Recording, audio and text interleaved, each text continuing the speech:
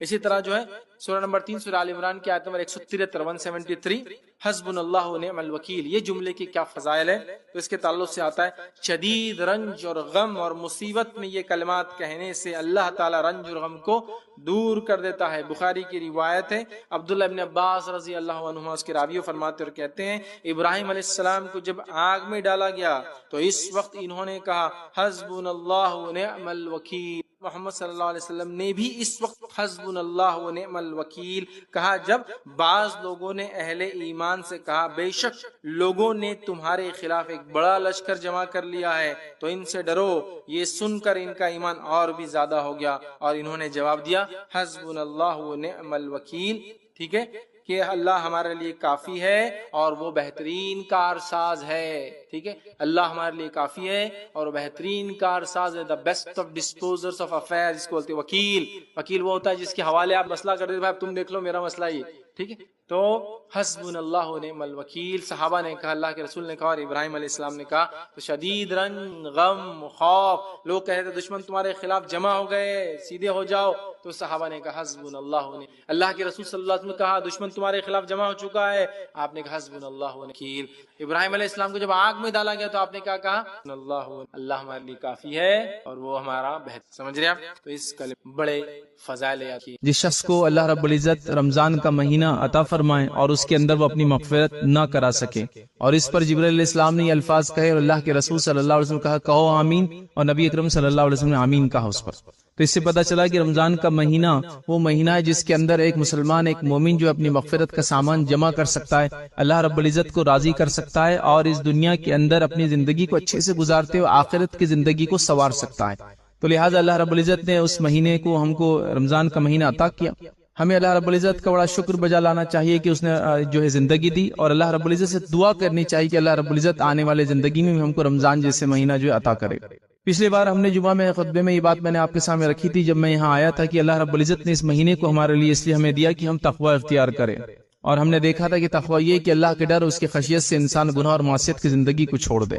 آئیے اب جو رمضان کا مہینہ چونکہ اب شروع ہو چکا ہے، چند باتیں ماہ رمضان کے تعلق سے آپ کے سامنے آج رکھنے کی جو ہے کوشش کروں گا، اور جس میں ہم جو ہے چند باتیں دیکھیں گے کہ اس مہینے میں کیا اعمال ہم کریں، اس جمعہ اور آنے والے جمعہ ان اعمال کے بارے میں دیکھیں گے، اور اس کے بعد کا جمعہ جو ہے انشاءاللہ عزیز جو ہے ہم لوگ زکوٰۃ وغیرہ کے تعلق سے کچھ باتیں جو دیکھنے کی کوشش کریں گے۔ تو اس مہینے میں جو کرنے والے اعمال ہیں یاد رکھیے، اس میں سب سے اہم عمل اس کی فضیلت میں بھی اس مہینے کے وہ یہ کہ اللہ رب العزت نے اس مہینے کو اپنی عبادت اور روزے کے لیے جو ہے چنا۔ تو ظاہر سی بات ہے سب سے پہلا کام جو مجھے اور آپ کو اس ماہ میں کرنا ہے، اس مہینے میں کرنا ہے، اس منتھ میں کرنا ہے، وہ ہے روزوں کا رکھنا۔ یاد رکھیں کوئی بھی انسان یہ کہیں گا اس میں کون سی بات نہیں ہے، روزے تو ہم لوگ رکھتے ہیں، لیکن ظاہر سی بات ہے روزے کو ویسا رکھنے کی ضرورت ہے جیسا اس کا حق ہے، ورنہ صرف بھوکے اور پیاسے رہنے کا نام تو روزہ نہیں، یاد رکھیں، ورنہ بھوکا اور پیاسا تو انسان مجبوری میں بھی رہتا ہے۔ تو روزے کا صحیح فائدہ اٹھائیے۔ پہلے تو گزارش یہ کروں کہ ہر شخص جو ہے روزہ رکھے، ہر شخص کوشش کرے کہ وہ روزہ رکھے، سوائے شرعی عذر کے روزہ ہمارا نہ چھوٹے۔ یہ بات کامنلی عام طور سے دیکھی جاتی ہے کہ ہم لوگ اپنے بچوں کو روزے کے معاملے میں ویسا تیار نہیں کرتے ہیں، یا کوشش یہ ہوتی کہ جہاں تک ان کو بچا سکے بچاتے رہیں، اور حتیٰ کہ میں نے یہ عالم اور یہ حالت بھی دیکھا کہ لڑکیاں روزہ شادی کے بعد رکھنا شروع کرتی ہیں، مطلب جب تک وہ اپنے ماں کے گھر میں ہوتی ہے وہ بیچاری اتنی کمزور ہوتی ہے، لاڑ پیار میں ہوتی ہے کہ روزہ ہی نہیں رکھتی ہے۔ جب کوئی دیندار خاندان مل گیا تو بولتے رہے آپ روزے نہیں رکھتے، تو وہاں سے روزے کا اس کا پہلا سلسلہ بیچاری کا چالو ہوتا ہے۔ پھر اگر حاملہ ہوگی تو پھر روزے چھوڑتے ہیں، پھر روزے چھوٹ رہے ہیں۔ اسی طرح لڑکوں کے اندر بھی بچوں کو جو شروع سے عادت نہیں دلائی جاتی ہے، حالانکہ ظاہر سی بات ہے جب انسان بالغ ہوگا تو روزہ رکھیں گا، تو آپ کیا امید کرتے ہیں بالغ ہوتے پہلے سال پورے 30 روزے رکھ پائیں گا؟ نہیں، اس کو پہلے سے ٹریننگ دینا پڑیں گے، سٹارٹ کرنا پڑے گا۔ میں یہ بھی نہیں کہہ رہا ہوں کہ آپ 2 3 4 4 سال کے بچوں کو روزہ رکھائیں، ان کی روزہ رکھائیاں کریں، وہ بہت چھوٹے ہوتے ہیں، یاد رکھیں، موسم بڑا سخت بھی یاد رکھیں، لیکن بچوں کو عادت ڈالے کہ بچہ آپ کا 7 سال 8 سال 9 سال 10 سال کا، تو یہاں سے عادت شروع ہو جائیں گی کہ انہیں 1 2 روزے 3 4 روزے 5 6 روزے 7 8 روزے، اور یہاں سے اس کے بالغ ہونے پر اس کی کمپلیٹ اس کو پھر پورے روزے رکھنا ہے۔ تو ظاہر سی بات ہے ایک ٹریننگ ہوں گی۔ عمر ابن خطاب رضی اللہ عنہ کے تعلق سے آتا ہے کہ اپنے چھوٹے بچوں کو بھی روزہ رکھاتے۔ کسی نے پوچھا امیر المومنین یہ تو بالغ نہیں ہے، تو کہا یہ تو ہم ٹریننگ کے لیے، ان کے مشق کے لیے، ان کو عادت ہو اس لیے رکھاتے ہیں۔ تو ظاہر سی بات ہے ہمیں روزے کا اہتمام کرنا ہے، جہاں شرعی عذر کے بغیر ہم روزہ نہیں چھوڑیں گے، چاہے مسافر ہو، بیمار ہو، خواتین ہو تو ان کے مخصوص مسائل ہو تو وہ روزے چھوڑ سکتی ہے، اور بعد میں ان کو روزوں کی تکمیل کرنا یاد رکھیں، ٹھیک ہے۔ اسی طرح حمل، یہ بھی بیماری کے اندر ہی آپ کاؤنٹ کر لیجئے، ٹھیک ہے۔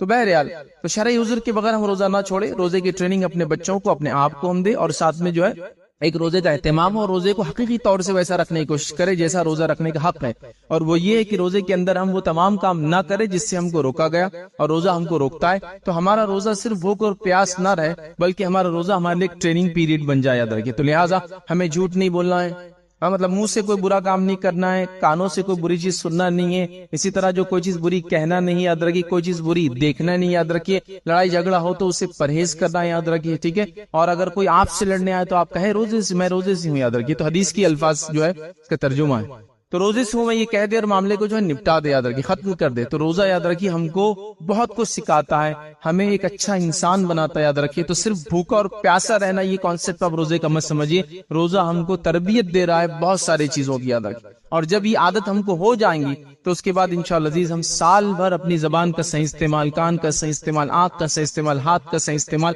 اور ہر چیز کا اعضاء و جوارح جو اللہ رب العزت نے نعمتیں دے رکھی صحیح استعمال کریں گے۔ تو لہٰذا سب سے پہلی چیز ہم روزہ رکھیں، روزے رکھنے والے بنے، روزوں کو جیسا رکھنے کا حق ہے ان کو ویسا رکھنے کی ہم کوشش کریں۔ دوسرا کام اس ماہ کے اندر، اس مہینے کے اندر جو ہم کو کرنا ہے، یاد رکھیے، رمضان کے مہینے میں یہ ہے کہ اس کے اندر ہم کوشش کریں کہ ہم جو ہے قیام اللیل کا اہتمام کریں، اس کو چاہے آپ تراویح کہیں یا آپ تہجد کہیں یا رات میں کسی حصے میں آپ نماز پڑھیں، رات کی نماز کا اہتمام عشاء کے بعد سے لے کر فجر کے پہلے تک، ٹھیک ہے، مطلب سحر کے آخری وقت تک ہم کچھ نہ کچھ قیام کریں، رات میں اللہ رب العزت کے حضور کھڑے رہے اور قرآن کی تلاوت کریں۔ یہ بڑا اہم عمل ہے، یاد رکھیے، نبی اکرم صلی اللہ علیہ وسلم نے حدیث میں فرمایا کہ جس نے رمضان کے مہینے میں قیام کیا اس نیت سے، ایمان کے ساتھ، اور اس نیت سے کہ اللہ رب العزت اس کا مجھے اجر دے گا، اللہ رب العزت اس کے پچھلے سارے گناہ معاف کر دیتا ہے۔ ایک روایت میں الفاظ ہے جس نے جو ہے شب قدر میں قیام کیا ایمان کے ساتھ اور اس نیت سے کہ اللہ اس کے پچھلے گناہ جو اس کا اجر دے گا، تو اللہ رب العزت اس کے پچھلے گناہ اس کی وجہ سے معاف کر دیتا ہے۔ تو لہٰذا ہم کوشش کریں رمضان کے مہینے میں قیام کریں، یا اس کو دوسرے الفاظ میں کو نفل نماز میں اضافہ کرے، اور نفل اعمال میں سب سے افضل عمل تہجد کی نماز یاد رکھے، تو لہٰذا نفل نمازوں میں اضافہ کرے، یاد رکھے۔ ویسے رمضان کے اندر ہوتا یہ ہے، ہونا چاہیے کیا الگ چیز، ہوتا یہ ہے کہ ہم میں سے بہت سارے لوگ، اللہ رحم کرے، میں کسی کے تعلق سے بدگمانی نہیں کرتا ہوں، ہم میں سے بہت سے لوگ فرض نماز کا اہتمام شروع کرتے ہیں۔ اب یہ بات ہو رہی قیام کی، یہ بات ہو رہی نفل نمازوں کی، اور ہم فرائض کا اہتمام اس میں شروع کرتے ہیں۔ یہ دیکھا جاتا ہے بہت سارے لوگ نماز میں ایسی کوتاہی کرتے ہیں جس کی کوئی انتہا نہیں، اور یہی چھوڑے بیٹھے رہتے ہیں۔ تو ان کے لیے تو بہرحال یہ مہینہ فرض نمازوں کے ٹریننگ کا مہینہ ہو جائے گا، لیکن یہاں مقصد یہ تھا کہ اس مہینے میں تو ہم سال بھر تو فرض نماز پڑھتے ہی، اب اضافہ کریں، تو ظاہر سی بات ہے ہم قیام مطلب راتوں کی نماز میں اضافہ کرے، نوافل میں اضافہ کرے، اور خاص طور سے قیام کرے، چونکہ اس کا اجر یقیناً اللہ کے رسول صلی اللہ علیہ وسلم نے فرمایا کہ پچھلے گناہ معاف کرنے والی چیز ہے۔ تو لہٰذا ہم سچے دل سے اللہ رب العزت کی خاطر قیام کرے، یاد رکھیں، راتوں کی نماز کا اہتمام عشاء کی نماز کے بعد سے لے کر فجر کی نماز کے پہلے یا سحر کا جو آخری وقت ہوتا ہے تب تک ہم کوشش کریں کہ نماز قائم کرے۔ آپ 2 رکعت پڑھ سکتے ہیں، آپ چاہے تو 4 رکعت پڑھے، آپ 6 رکعت پڑھے، 8 رکعت پڑھے۔ نبی اکرم صلی اللہ علیہ وسلم کی سنت ہے کہ آپ رات میں، یاد رکھیے، رمضان یا غیر رمضان 11 رکعتیں پڑھتے، تو 8 رکعت یہ بھی اور 3 رکعت وتر ہوا کرتی تھی، یاد رکھیں۔ تو لہٰذا ہم اس نماز کا اہتمام کریں۔ جو لوگ جلدی پڑھ لیتے ہیں عشاء کے بعد، کسی وجہ سے جاگ نہیں سکتے، تو تراویح کے نام سے پڑھتے ہیں، تو کوئی مسئلہ نہیں، آپ جیسے ہو قیام کرنے کی رمضان میں خاص طور سے کوشش کریں، اور اپنے نفس کو پھر عادی بنا لے کہ میں بعد رمضان بھی نمازوں کا اہتمام کروں گا، بعد رمضان بھی کروں گا۔ وہ لوگ جو رمضان کے اندر فرض کے عادی ہوئے ہیں، ہوتا ہے کبھی کی شروعات ہم نے رمضان سے سٹارٹ لی، تو پھر کوشش کرے کہ وہ رمضان کے بعد بھی آنے والے رمضان تک اس سے اہتمام کرے، پھر اگلا رمضان آئے تو موقع دار نوافل میں اضافہ کرے، پھر کوشش کرے کہ اس کے بعد آنے والے رمضان تک اس کا میں عادی ہو جاؤں، اور پھر اپنے لائف کے اندر ایسے ایک کے بعد ایک اچھے اعمال اور نوافل کو انٹروڈیوس کرتے جائے، اپنے آپ کو اس کا عادی بناتے جائے۔ تو دوسرا اہم کام جو اس مہینے میں ہم کو کرنا ہے، یاد رکھیے، وہ کام ہے، یاد رکھیے، قیام کا اہتمام کرنا، اور الحمدللہ تقریباً ہر مسجد میں اس کا اہتمام ہوتا ہے، اور آج کل الحمدللہ بہت ساری مساجد میں جو خواتین کی بھی جو رات کی نماز کا تراویح وغیرہ کا اہتمام ہوتا ہے، تو کوشش کریں ہم جو اس نماز کو پڑھیں، اور اللہ سے اس امید کے ساتھ کہ اللہ رب العزت اس کا بہترین بدلہ ہمیں دیں گا، اللہ رب العزت انشاءاللہ اس کے ذریعے ہمارے پچھلے گناہ معاف کریں گا۔ لیکن یہاں ایک بات اور واضح کر دوں کہ اللہ رب العزت جب تک نوافل کا ہم کو اجر یا ثواب نہیں ملتا، تب تک کہ فرض کا اہتمام ہم نہ کریں۔ حدیث کے اندر الفاظ ہے کہ اللہ رب العزت کو جو عبادت سب سے زیادہ پسند ہے وہ ہے جو اس نے ہم پر فرض قرار دیا ہے، پھر اس کے بعد بندہ جب نفل پڑھتا ہے تو اللہ تعالیٰ اس کا ہاتھ بن جاتا ہے جس سے وہ کام کرتا ہے، جس سے اس کی آنکھ بن جاتی ہے جس سے وہ دیکھتا ہے۔ مانا یہ کہ ہر کام اللہ کے لیے کرتا ہے، دیکھتا بھی تو وہی چیز دیکھتا ہے جو حلال ہے، اور کام وہی کرتا ہے جو چیز حلال ہے، جو چیز صحیح ہے۔ تو لہٰذا پہلے فرض، اس کے بعد یہ تمام چیزیں۔ اور علماء کے کئی فتاوے موجود ہیں، وہ یہ ہے کہ جو انسان توحید پر نہ ہو، اور نماز قائم کرنا نہ ہو تو اس کے دیگر اعمال اللہ رب العزت قبول نہیں کرتا، یاد رکھیں۔ تو توحید اور نماز کے بعد ہی پھر روزہ، زکوٰۃ، حج اور دیگر اعمال قبول ہوتے، یاد رکھیں۔ تو لہٰذا ہم کوشش کریں کہ ہم جو ہے نفل کا اس مہینے میں خاص طور سے اہتمام اور قیام اللیل کا اہتمام کریں۔ آئیے اسی کے ساتھ ساتھ اس مہینے کے اندر جس چیز کا ہم خاص اہتمام کریں گے وہ ہے قرآن کی تلاوت، اس لیے کہ اللہ رب العزت نے قرآن میں فرمایا شہر رمضان الذی انزل فیہ القرآن، رمضان وہ مہینہ تھا جس میں قرآن نازل ہوا، تو اس مہینے کا تعلق قرآن سے بڑا گہرا ہے، اسی لیے علماء کہتے ہیں کہ شہر رمضان شہر القرآن، رمضان کا مہینہ حقیقت میں قرآن کا مہینہ ہے۔ تو ہم کیا کریں اس مہینے میں تلاوت کریں۔ نبی اکرم صلی اللہ علیہ وسلم کا یہ معمول تھا کہ آپ پر رمضان آنے تک جتنا قرآن نازل ہوتا آپ جبرائیل علیہ السلام کو پڑھ کر سنایا کرتے۔ اس سے کچھ علماء نے لکھا کہ رمضان میں یہ قرآن ختم کرنا یہ سنت ہے، یاد رکھیں، ٹھیک ہے۔ آپ صلی اللہ علیہ وسلم پڑھ کر سنایا کرتے تھے، اور آخر بار جو آپ صلی اللہ علیہ وسلم نے جبرائیل علیہ السلام آئے، آخر رمضان آپ کو ملا، آپ نے 2 مرتبہ یہ کام کیا، 2 ٹائمز اس کو ریپیٹ کیا۔ تو اس سے پتا چلا کہ رمضان کے اندر قرآن کی تلاوت بڑی اہم ہے، یاد رکھیں، چونکہ اس کا تعلق اس مہینے سے بڑا گہرا ہے، چونکہ اسی مہینے میں یہ کتاب اتری، یاد رکھیں، اور یہ کتاب بہت جلیل القدر کتاب ہے، یاد رکھیں۔ یہ تمام کتابیں جو اس سے پہلے آئی ان کی سردار ہے، یاد رکھیں، اور اتنی جلیل القدر اور اتنی جس کو کہیں گے بابرکت کتاب ہے کہ جس مہینے نازل ہوگی وہ مہینہ روزے کا اور برکت کا اور مغفرت کا مہینہ بن گیا۔ جس رات نازل ہوگی تو وہ رات 1000 مہینوں سے افضل بن گئی، یاد رکھیں۔ جس قوم پر نازل ہوگی آخر آنے کے بعد بھی یہ قوم سب سے اول جنت میں جانے والی بن گئی۔ تو یہ کتاب کا بڑا گہرا تعلق، اور یہ کتاب بڑی عظمت اور بلندی اور جس کو کہیں گے جو ہے عظمت والی اور بزرگی والی، یاد رکھی، کتاب ہے۔ تو لہٰذا ہم اس کتاب کی تلاوت کرنے والے بنے۔ تلاوت سے یہاں میری مراد یہ بھی ہے کہ تلاوت ہم اس کو قرأت کریں، اور ساتھ میں چونکہ ہماری زبان عربی نہیں ہے تو اس کو سمجھنے کی کوشش کریں، جو زبان آپ کو بہتر لگتی ہو آپ اس کو سمجھنے کی کوشش کریں، اس لیے کہ بڑی اہم چیز ہے۔ یقیناً قرآن کی تلاوت کا بھی ثواب ہے، لیکن اس کی تلاوت کا مقصد تو یہ ہونا چاہیے کہ اس کو سمجھے ہم کہ وہ کیا کہنا چاہتی ہے مجھ سے۔ کہیں ایسا نہ ہو کہ میں ایک چیز پڑھتا ہوں اور اسی کے خلاف کام کرتا ہوں، اس کتاب کو ہاتھ میں رکھتے ہوئے کبھی کبھار تلاوت بھی چالو ہے، کتاب بھی ہاتھ میں، اور دوسرا اس کے اپوزٹ کام کر رہا ہوں، تو کہیں ایسا نہ ہو کہ یہ کتاب ہمارے خلاف گواہی دینے والی نہ بن جائے۔ تو لہٰذا اس کا خاص اہتمام ہو کہ رمضان کے اس مہینے میں قرآن کی تلاوت کرنے والے ہم بن جائیں، اور ایسی عادت ڈال لیں کہ پھر سال بھر یہ عادت چلتی رہے۔ ابھی آج کل قرآن کے جو نئے نسخے آتے ہیں اس نسخے میں انہوں نے کیا کیا کہ اس نسخے کو انہوں نے یہ کیا کہ 20 صفحات میں ایک پارے کو ختم کر دیتے، مطلب ہر معاف کرنا 20 صفحات میں ایک پارا ختم ہوتا ہے، تو انہوں نے اس طرح سے اس کو ایڈجسٹ کیا ہے۔ تو یہ بہت اچھا طریقہ ہے، یاد رکھیے کہ 20 صفحے آپ نے پڑھ لیے مطلب ایک پارا آپ کا ہو جاتا ہے۔ جو نئے پرنٹس آتے ہیں اس میں انہوں نے یہ کیا، تو آپ دیکھیں آپ عادت ڈال لے کہ 20 صفحات پڑھنا ہے، 10 صفحات پڑھنا ہے، جو بھی ہے رمضان میں، اور بعد رمضان بھی اس کو کنٹینیو کرتے رہے کہ اتنے پیجز کی میں عادت ڈال دوں گا تو اتنے دن میں قرآن ختم ہو جاتا ہے، ٹھیک ہے، مطلب ایک صفحہ میں ایسا لے رہا ہوں، دونوں طرف ملا تو 600 ہو جاتے ہیں، تو اس طرح سے انہوں نے کیا 40 ہو جاتے ویسے پیجز 1 2، تو ایسا کریں گے تو ایک پارا ختم ہو جاتا ہے۔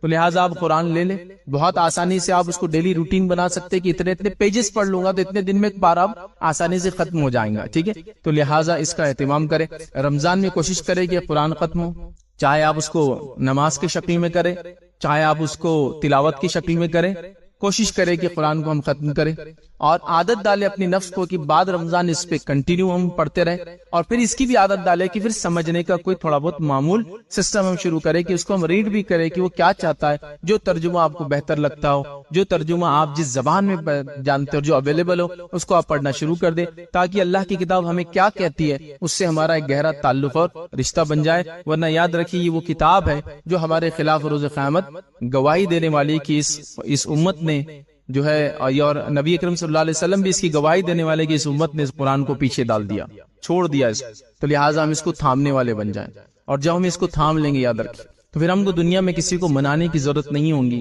یہ کتاب اتنی بابرکت ہے کہ اس کے پڑھنے اور اس پہ عمل کرنے کے نتیجے میں لوگ آپ کی بات یوں ہی ماننے لگیں گے، یاد رکھیں، یہ بات سمجھنا بے حد ضروری ہے۔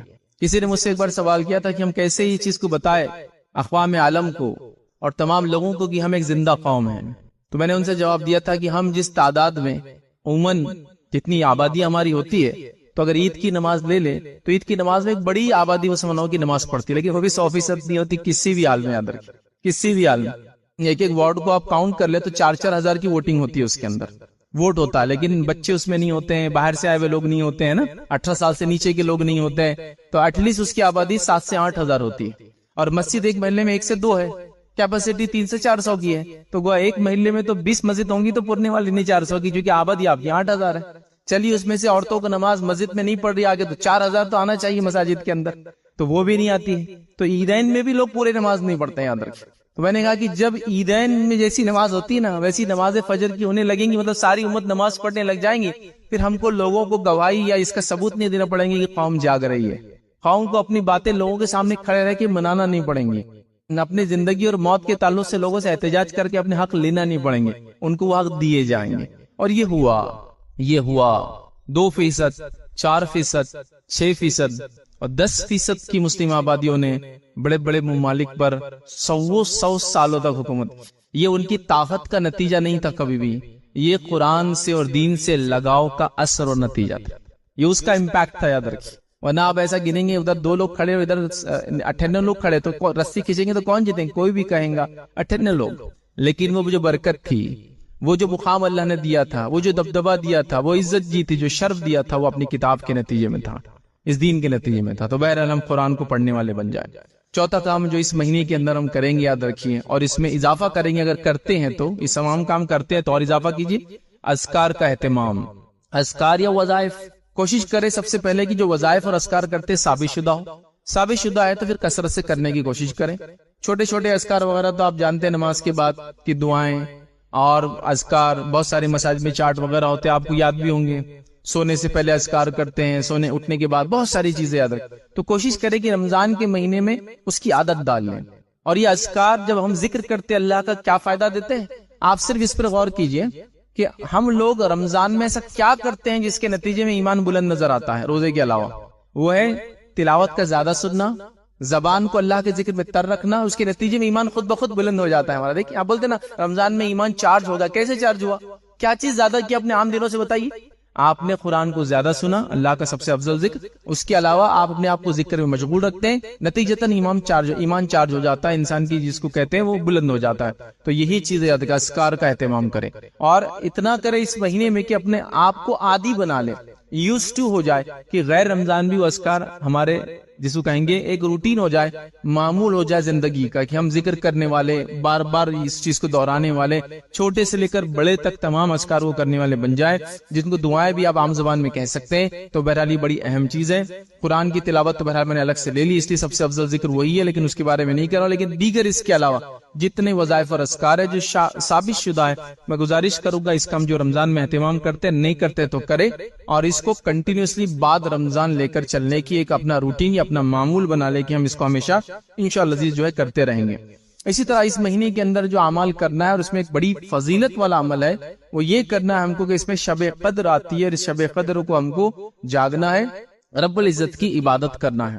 اور نبی اکرم صلی اللہ علیہ وسلم نے ابن ماجہ کی ایک روایت ہے، اس میں انس بن مالک رضی اللہ عنہ فرماتے ہیں، رمضان میں اللہ کے رسول صلی اللہ علیہ وسلم نے صحابہ کو جمع کیا اور کہا کہ دیکھو تم پر ایک مہینہ آ رہا ہے، ٹھیک ہے، اور اس میں ایک ایسی رات آنے والی ہے جو 1000 مہینوں سے افضل ہے۔ جس نے اس رات کو پا لیا اس نے تمام خیر کو پا لیا، اور ایک بد نصیب یا بے نصیب سے یہ رات چھین لی جاتی ہے، اور اس مہینے سرکش جن اور شیاطین قید کر دیے جاتے ہیں، اور بھی الفاظ بہرحال۔ تو یہاں جو ہے نبی اکرم صلی اللہ علیہ وسلم خود بتا رہے ہیں کہ یہ رات بڑی افضل ہے، اور صحابہ کو پہلے سے اہتمام کرنے کا حکم دے رہے ہیں کہ دیکھو رمضان آ رہا ہے، ایک رات آنے والی ہے جو 1000 مہینے سے افضل ہے۔ اللہ رب العزت نے قرآن میں بھی یہ بات سورہ نمبر 97 سورہ قدر میں کہی، اِنَّا أَنزَلْنَاهُ فِي لَيْلَةِ الْقَدْرِ، کہ ہم نے قرآن کو لیلۃ القدر میں نازل کیا، وَمَا أَدْرَاكَ مَا لَيْلَةُ الْقَدْرِ، وہ کیا چیز ہے جو تمہیں سمجھائے لیلۃ القدر کیا ہے۔ لیلۃ القدر خیر من الف شہر، لیلۃ القدر 1000 مہینوں سے افضل ہے۔ تو یہ 1000 منتھ سے افضل یاد رکھیے یہ رات ہے۔ اس تعلق سے سورہ کے نزول کے تعلق سے کچھ تفسیر میں جو روایتیں آتی وہ یہ ہے کہ صحابہ کو کبھی پتا چلا ایک راہب کا واقعہ، جس راہب نے 80 سال تک اللہ رب العزت کے لیے عبادت کی، 80 سال تک مغفرت طلب کی اللہ سے، اور 80 سال تک فلاں کچھ ایک عمل کیا۔ تو صحابہ نے کہا یہ تو ان کی زندگی اتنی لمبی لمبی تھی بول کر یہ 80 سال یہ کام کرتا چلا گیا، اب ہماری زندگی اتنی چھوٹی کیسے کرے؟ تب یہ رات جو ہے صحابہ کو عطا کی گئی۔ 1000 مہینوں سے افضل مطلب یہ 83 سال سے زیادہ ہو جاتے ہیں، تو 80 ایئرس مل گئے ایک ٹائم میں۔ تو گویا یہ رات بڑی افضل ہے۔ نبی اکرم صلی اللہ علیہ وسلم اس رات کو مناتے اور اس رات کو تلاش کرتے، یاد رکھیں، اس کو ڈھونڈتے کہ 1000 مہینوں سے چونکہ افضل رات ہے، یاد رکھیں، اس کو تلاش کیا جاتا۔ تو ہمارے لیے یہ بڑا اہم ہے کہ ہم بھی جو اس رات کو تلاش کریں۔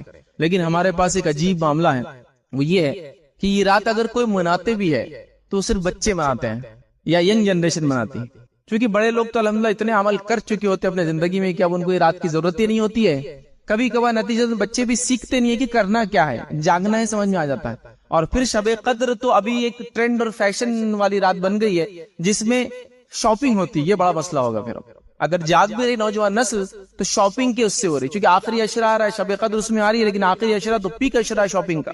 تو ظاہر سی بات ہے یہ رات جنرلی لوگ خرید و فروخت میں گزار رہے ہیں. مالدار لوگ مالس میں جا کے گزارے اور سحر وہاں ہو رہی ہے. اوسط لوگ عام بازاروں میں گزارے رات ہو رہی ہے. غریب جو کچھ نہیں خریدا گلیوں میں نکڑوں میں جھانک کر گزار رہا ہے. لیکن وہ رات تک کرنا کیا ہے؟ وہ رات کس لیے دی گئی؟ اس لیے دی گئی کہ صرف ہم آنکھوں کو کھلا رکھے، جیسا روزے کا معنی صرف بھوکا رہے اور رات میں جاگنے کے من آنکھوں کو کھلا رکھے. یہ تو کوئی بھی کر لیتا ہے. یہ تو وہ لوگ جو نشہ اور شراب پیتے وہ لوگ بھی رات بھر جاگتے ہیں. برے لوگ بھی اپنی مجلسوں کو رات بھر جماتے اور جاگتے ہیں. کیا کرنا تھا اس رات میں؟ اس رات میں سب سے پہلے تو جو فرض نمازیں آ رہی ہے آپ کو، ایک مغرب آتی ہے اور عشاء آتی ہے، اس کا اہتمام کیجیے. اس کے علاوہ نوافل کا اہتمام کیجیے، قیام اللیل کا اہتمام کیجیے، صدقات اور خیرات کا اہتمام کیجیے، صلہ رحمی کا اہتمام کیجیے. اللہ رب العزت خاص طور سے مغفرت کی دعائیں کیجیے. ذکر و اذکار جو ثابت اور ایک خاص دعا جو اس رات میں ثابت ہے اس دعا کا اہتمام کیجیے. اس کے علاوہ یاد رکھیے جو کچھ کر سکتے ہیں اس رات میں جو نیکی ہو یاد رکھیے وہ کرنے کی ہم کوشش کریں. تلاوت قرآن کیجیے یاد رکھیے، لیکن نماز قرآن اس کا زیادہ اہتمام اور صدقات کا بھی اہتمام کیجیے. تو یہ سب کام کرنا ہے اور یہ اتنا عام عمل ہے کہ ہر کوئی کر سکتا ہے. یہاں تک کہ خاتون جو روزہ نہیں رکھ رہی، نماز نہیں پڑھ رہی، وہ بھی اس رات کو منائیں گی. کیسے منائیں گی؟ باقی سب عمل کر کے تو دعا کرے، توبہ کرے، استغفار کرے، ذکر کرے. اس کے علاوہ جو ہے اپنے لیے اپنے گھر والوں کے لیے مغفرت کی دعا کیجیے. بہت ساری چیزیں وہ بھی کر سکتی، مطلب صدقات کرے، خیرات کرے. صرف نماز اور روزہ اور تلاوت قرآن چھوڑ دے تو ساری چیزیں وہ بھی کر سکتی. لیکن ہمارے پاس حالت یہ ہے کہ اس کا سسٹم ہی نہیں ہے. کوئی شادی آ رہی ہے تو گھر میں اعلان کیا جا رہا ہے کہ اب رت جگہ ہے، آفیسز کو لیو ڈالی جا رہی ہے کہ اب ہم نہیں آئیں گے، بزنسز کو کلوز رکھا جا رہا ہے، آس پڑوس کے دکاندار کو بول دیا جا رہا ہے بھائی ان کے شادی ہے، 8 دن دکان بند، رات میں چونکہ دیر سے یہ سو رہے تو صبح جلدی نہیں آئیں گے، ہے نا. یہ سب ہو رہا ہے. لیکن ایسا کبھی ہو رہا ہے کہ ہم اہتمام کریں کہ بھائی قدر آئیں گی، اللہ رب العزت پتہ نہیں اگلی زندگی دے نہ دے، آفس میں لیو ڈال دیتا ہوں، چھٹیوں کو اٹھا کے رکھتا ہوں، اس ٹائم میں لے لیا کروں گا 5 دن تاکہ رات میں جاگوں تو صبح شاید نیند نہ ہو پوری تو چھٹی لے لیتا ہوں. نہیں ہوتا یہ سب. یہ چھٹیاں اٹھا کے رکھی جا رہی، شادی بیاہ کے لیے چھٹیاں اٹھا کے رکھی جا رہی، بچوں کے ایگزامینیشن کے لیے چھٹیاں اٹھا کے رکھی جا رہی، گھومنے کے لیے یہ سب کر رہے ہیں، لیکن شب قدر کے لیے نہیں اہتمام ہو رہا. یہ آ رہی رات اور ایسی زندگی میں چلے جائے. ایک انسان کو اگر زندگی میں 10 بار یہ رات مل جائے تو اندازہ لگائی 800 ایئرز سے زیادہ اس کو ثواب کمانے کا موقع دے رہی ہے رات. لیکن ہم لوگ نہیں کر رہے یاد رکھیں اس کا اہتمام.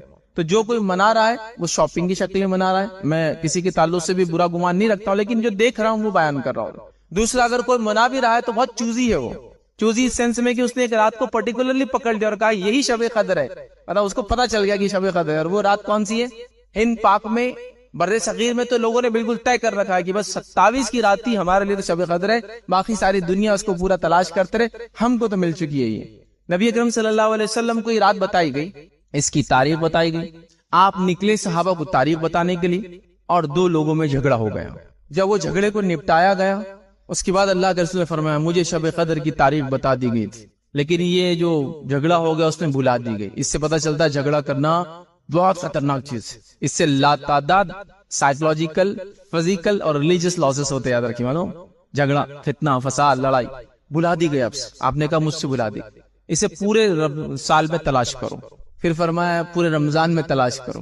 پھر آخر وقت میں اللہ کے رسول صلی اللہ علیہ وسلم کا جو عمل تھا جو آپ نے بیان کیا وہ کہا کہ آخری عشرے کی طاق راتوں میں تلاش کرو. لیکن خود نبی اکرم صلی اللہ علیہ وسلم معمول یہ تھا کہ آپ پورا آخری عشرہ اس کو تلاش کرتے، آپ اعتکاف میں بیٹھ جاتے، رات میں عبادت کرو. قدر ہو سکتی ہے آج، تو لہٰذا کوشش کرے آخری عشرہ.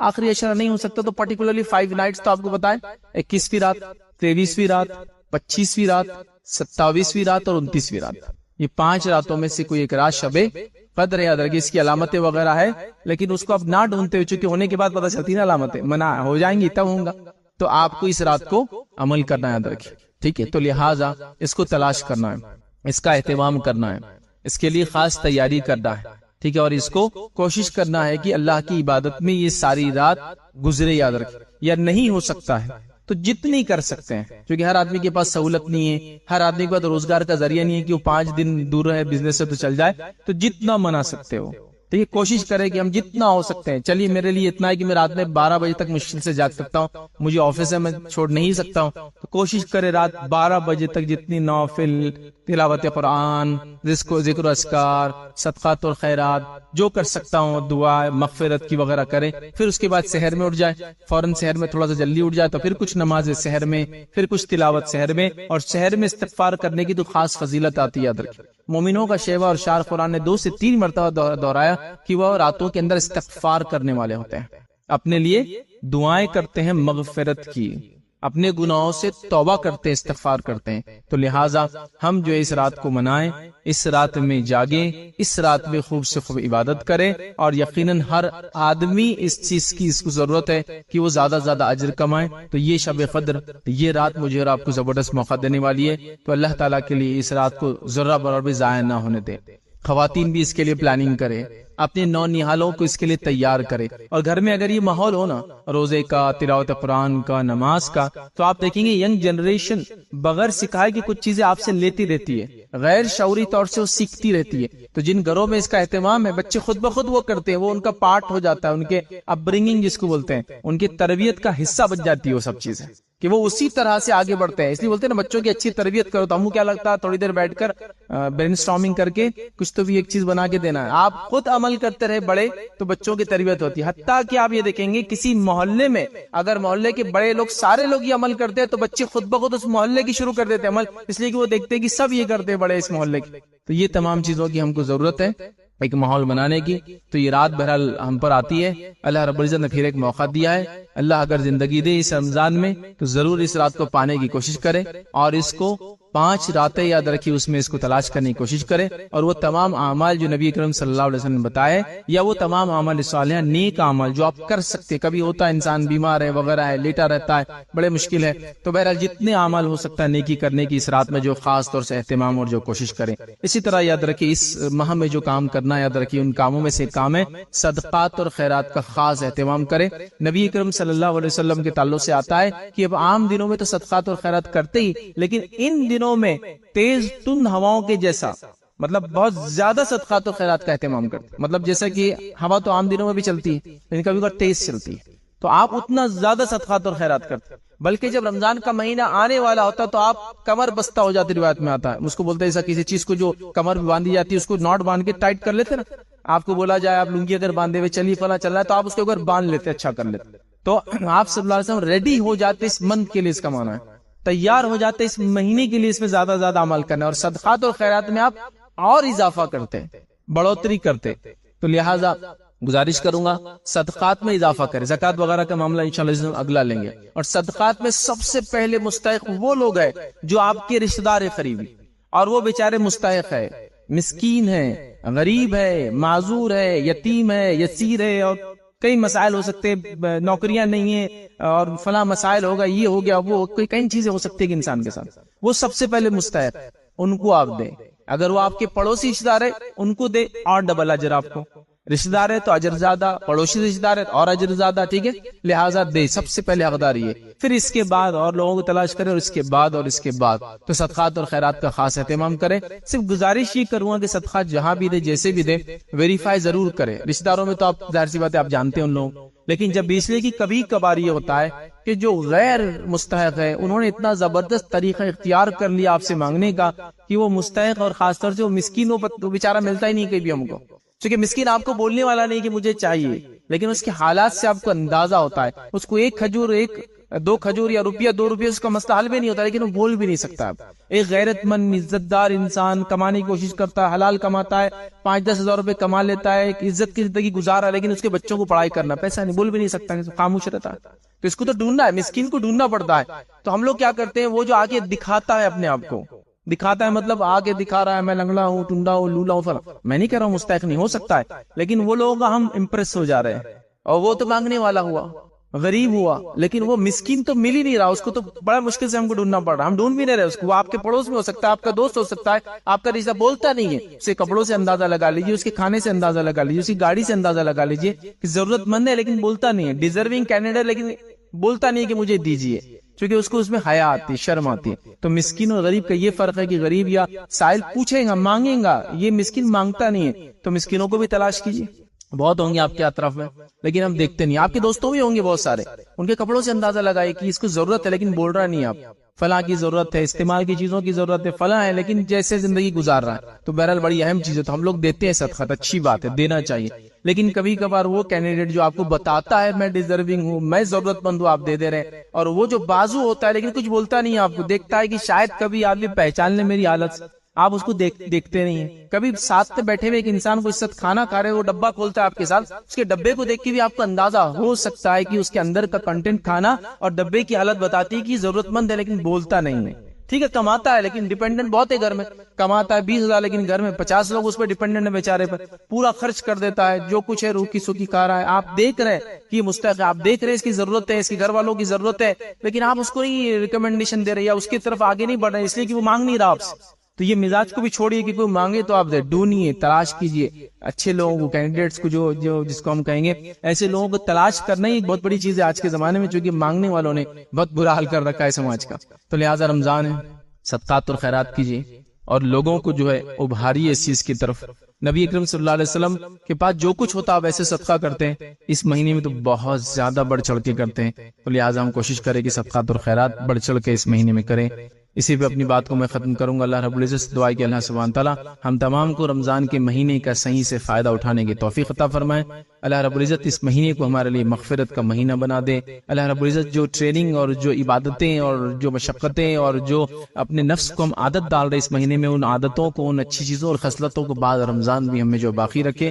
اللہ رب العزت رمضان کا ہمیں صحیح سے فائدہ اٹھانے کی توفیق عطا فرمائے۔ جب تک ہمیں زندہ رکھے، اسلام اور ایمان پر زندہ رکھے، خاتمہ ایمان پر ہو۔ آخر دعوانا الحمدللہ رب العالمین۔